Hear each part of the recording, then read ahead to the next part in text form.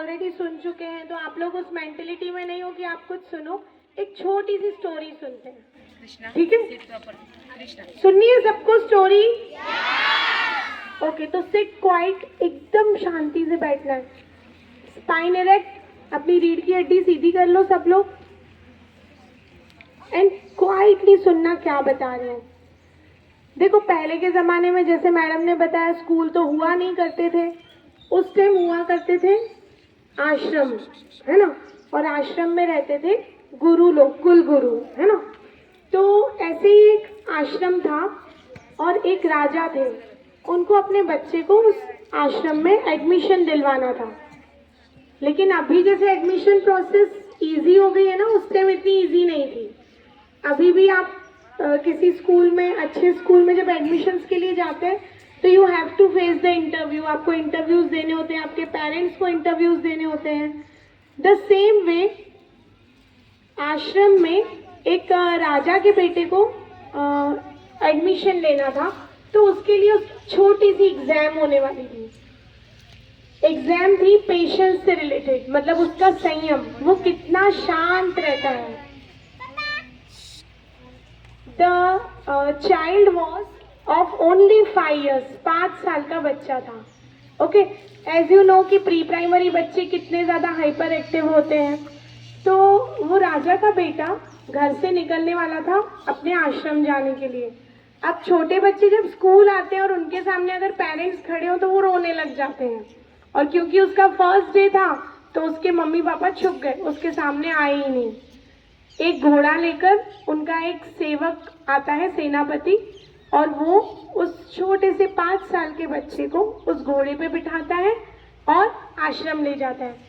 वो छोटा बच्चा बहुत ढूंढता है कि मेरे पेरेंट्स कहाँ हैं, वो मुझे दिख क्यों नहीं रहे, पर वो तो छुपकर देख रहे होते हैं अपने बच्चे को कि ये रो तो नहीं रहा। वो जैसे कैसे आश्रम के लिए चला जाता है।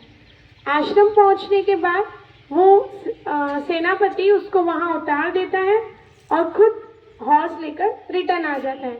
अब वो बच्चा वहाँ अकेला है, 5 साल का बच्चा, and it is his very first day of आश्रम। तो कुछ लोग आते हैं वहाँ आश्रम से, सेवा करने वाले, और वो उसको बोलते हैं, झाड़ बना होता है ना, एक पेड़ होता है पीपल का, उसको बोलते हैं कि इसके नीचे आप बैठ जाओ, जब आपको बुलाया जाएगा तब आप अंदर आ जाना। वो बच्चा वहाँ बैठा रहता है। कुछ देर के बाद कुछ और सेवादारी वहाँ आते हैं और वो उसको इंस्ट्रक्शंस देते हैं कि हमारे जो गुरु हैं, कुल गुरु हैं, उन्होंने आपको ऑर्डर किया है कि आप आंखें बंद करके बैठेंगे पूरा टाइम, और आप हिलेंगे नहीं, आंखें बंद करके आपको बैठना है। वो छोटा सा 5 साल का बच्चा पीपल के झाड़ के नीचे आंखें बंद करके बैठता है। धीरे धीरे सुबह से दोपहर होने लगती है और सूरज सर पे चढ़ जाता है, धूप एकदम तेज तपने लगती है, पर क्योंकि उसको वहां से इंस्ट्रक्शन आई थी कि आपको हिलना नहीं है, आंखें बंद करके बैठना है, वो आंखें बंद करके बैठा ही होता है।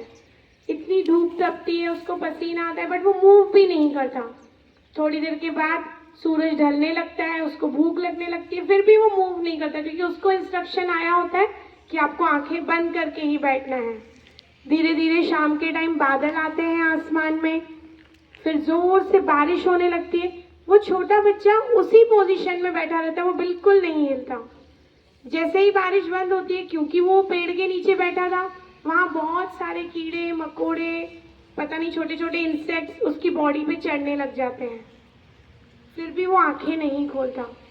थ्रू आउट द नाइट वो उसी तरीके से बैठा रहता है, और नेक्स्ट मॉर्निंग जब दूसरे दिन की सुबह होती है और सूरज निकलता है, तब वो कुलगुरु आकर उसको बोलते हैं कि भाई कॉन्ग्रेचुलेशंस, यू आर सिलेक्टेड। ये थी उसकी एग्जाम ऑफ पेशेंस। उसको एक इंस्ट्रक्शन आई कि आपको आंखें बंद करके बैठना है, और through out the day, through out the night he was like closing his eyes.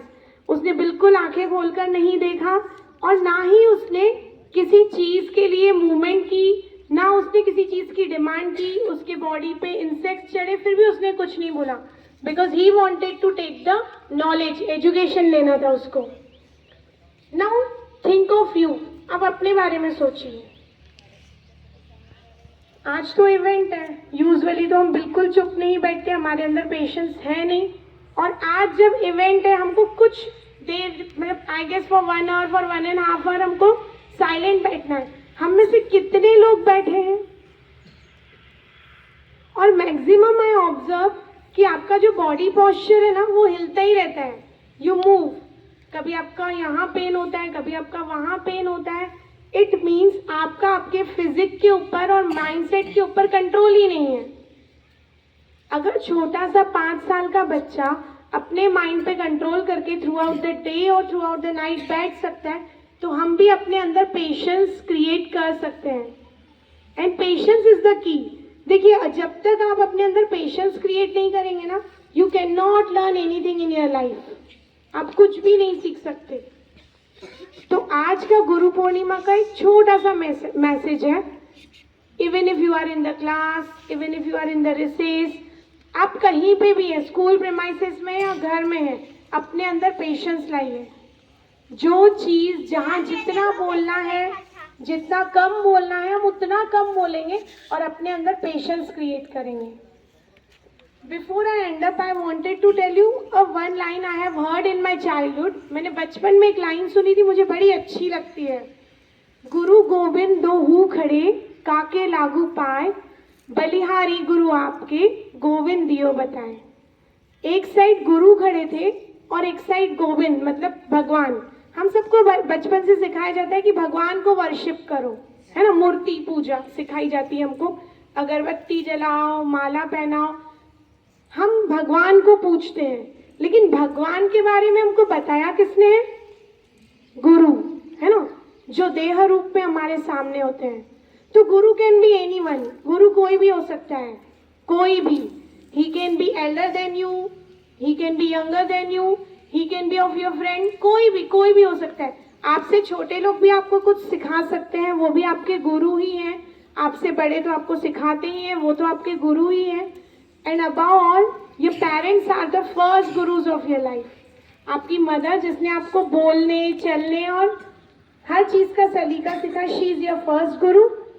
आज उनको विश करना नहीं भूलना है, ओके? जस्ट बो in front of you, in front of her and in front of every teacher. Her teacher जो आपके school में है, आप किसी के पास ट्यूशन्स के लिए जाते होंगे, आप कहीं और जाते होंगे, कुछ सीखते होंगे। Maybe you are learning guitar, maybe you are learning dance, maybe you are learning something else skill.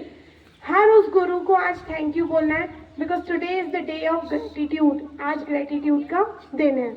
तो आज भी यहाँ पर बहुत सारे टीचर्स हैं। आप सबके बिहाफ से, आप तो बोलेंगे, पर आप सबके बिहाफ से I am wishing you all the teachers a very happy Guru Purnima. आप हमारे स्टूडेंट्स को डे बाय डे बहुत सारा नॉलेज डिलीवर करते हैं और उसके साथ बहुत सारा लव एंड अफेक्शन भी डिलीवर करते हैं। सो दे आर सो स्मॉल, वो शायद इतना ग्रेटिट्यूड नहीं आपके प्रति व्यक्त कर पाएंगे in words or in anything, but I am, in my little words, I am spending the gratitude in front of you कि उन सबके बिहाफ से आप सबको happy Guru Purnima. Thank you.